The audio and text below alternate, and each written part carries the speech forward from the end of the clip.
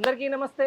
భారీ వర్షాలతో హైదరాబాద్ మొత్తానికి కూడా తడిసి ముద్దవుతా ఉంది. గత రాత్రి నుంచి కూడా కురుస్తున్న భారీ వర్షాలకు లోతట్టు ప్రాంతాలు కూడా జలమయమవుతా ఉన్నాయి. ప్రస్తుతం మనం చూస్తా ఉన్నాం, బంజారా హిల్స్ ప్రాంతంలో ఉన్నాం. ఒకసారి టోటల్‌గా చూసుకున్నట్టయితే ఈ వ్యవస్థను ఒకసారి గమనిస్తే రాత్రి నిన్న సాయంత్రం నుంచి కురుస్తున్నటువంటి భారీ వర్షాలతో ఇక్కడ బేగంపేట నుంచి మొదలుపెట్టుకుంటే ప్రకాష్ నగర్, అలాగే జూబ్లీ హిల్స్, అలాగే అమీర్పేట్, అక్కడి నుంచి వచ్చిన తర్వాత బంజారా హిల్స్ లాంటి ప్రాంతాల్లో కూడా భారీగా వర్షాలు కురుస్తూ ఉన్నాయి. నిన్న నుంచి కురుస్తున్నటువంటి వర్షాలకు కొన్ని లోతట్టు ప్రాంతాల్లో కూడా ఇప్పటికే మురుగునీరు భారీగా చేరుతూ ఉంది. దాంతోపాటు ఇప్పుడు ఈరోజు ఉదయం నుంచి కూడా కొంచెం తెరిపించినటువంటి వర్షం మళ్ళీ 12 గంటల నుంచి ప్రాంతాల్లో ప్రారంభమైంది. అక్కడ ఏదైతే అవుట్స్కట్స్లో కూడా కొన్ని ప్రాంతాలకే పరిమితమైన వాన మాత్రం మెయిన్ సిటీలో మాత్రం దంచి కొడుతున్నట్టుగా తెలుస్తూ ఉంది. దంచి కొడుతున్న తెలిసిన వార్తలకు సంబంధించి కూడా ఇటు వాతావరణ శాఖ కూడా కీలకమైన హెచ్చరికలు చేసింది. హెచ్చరికలు చేసిన నేపథ్యంలో కూడా ప్రజలందరూ కూడా అప్రమత్తంగా ఉండాలి.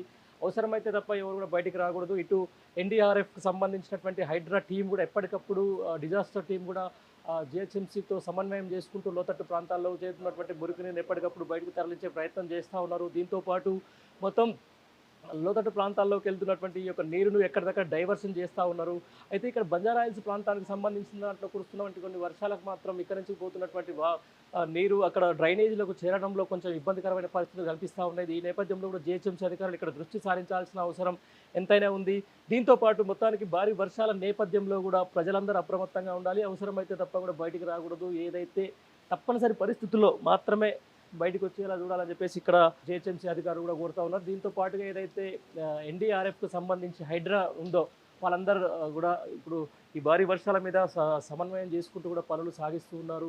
రానున్న రోజుల్లో ఇలాగే వర్షం కొనసాగితే మాత్రం హైదరాబాద్కు కొంచెం ముప్పు తప్పేలా లేదని చెప్పేసి కూడా ఇటు వాతావరణ శాఖ హెచ్చరిస్తున్న నేపథ్యంలో కూడా ప్రజలందరూ కొంచెం అప్రమత్తంగా వ్యవహరించాలి. కొంచెం సిటీ అవుట్స్కట్ ప్రాంతాల్లో లేదు వర్షం, ఇదొకటి కొంచెం నగర ప్రజలకు కొంచెం ఊరటం కలిగించే అవసరం. కేవలం హైదరాబాద్ మెయిన్ సిటీలోనే ఈ వర్షం పడతా ఉంది. నిన్న సాయంత్రం కూడా భారీ వర్షం పడింది. భారీ వర్షం పడిన నేపథ్యంలో మనం చూసాం ట్రాఫిక్ ఎన్ని కష్టాలు అయినాయి. ట్రాఫిక్ విపరీతమైన అంతరాయం కలిగింది, విపరీతమైన అడ్డంకులు కలిగినాయి. ఈ నేపథ్యంలో కూడా దీని అంతా సమన్వయం చేసుకుంటూ కూడా ఆ ప్రజలందరూ కూడా తప్పనిసరి అయితేనే బయటికి రాకూడదని చెప్పేసి కూడా చెప్తున్నటువంటి నేపథ్యం.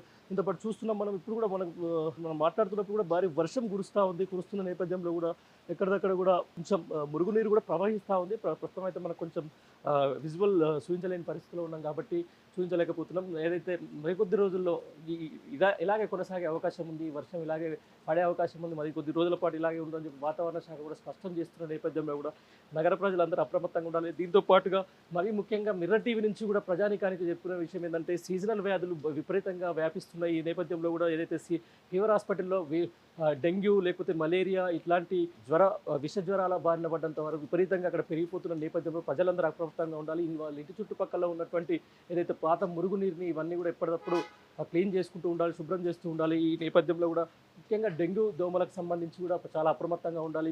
ఎప్పుడైతే పాత ఆ టైర్లలో కానీ లేకపోతే పాత కుండల్లో కానీ లేకపోతే పాత పూల కుండీలో ఉన్నటువంటి నీళ్ళను ఎప్పటికప్పుడు శుభ్రం చేసుకుంటూ ఉండాలి. శుభ్రం చేసుకున్న తర్వాత విష జ్వరాల బారిన పడకుండా ముఖ్యంగా చిన్నపిల్లలకు సంబంధించి కూడా అందరూ చాలా అప్రమత్తంగా ఉండాలి. వారిని వీలైతే స్కూల్కు వెళ్ళిన తర్వాత కూడా వచ్చిన తర్వాత ఇంట్లోనే ఉండే ప్రయత్నం చేయించాలి. ఎందుకంటే విష జ్వరాలు విపరీతంగా వ్యాపిస్తున్న నేపథ్యంలో ఈ మురుగునీరు ఇలా ప్రవహిస్తున్న నేపథ్యంలో ఇక్కడ ఎక్కువ సిటీ అవుట్స్కట్స్ ప్రాంతాల ప్రజలు లేకపోతే లోతట్టు ప్రాంతాల ప్రజలు లేకపోతే స్లమ్ ఏరియాలో ఉన్నటువంటి ప్రజలు చాలా అప్రమత్తంగా ఉండాల్సిన అవసరం ఉంటుంది.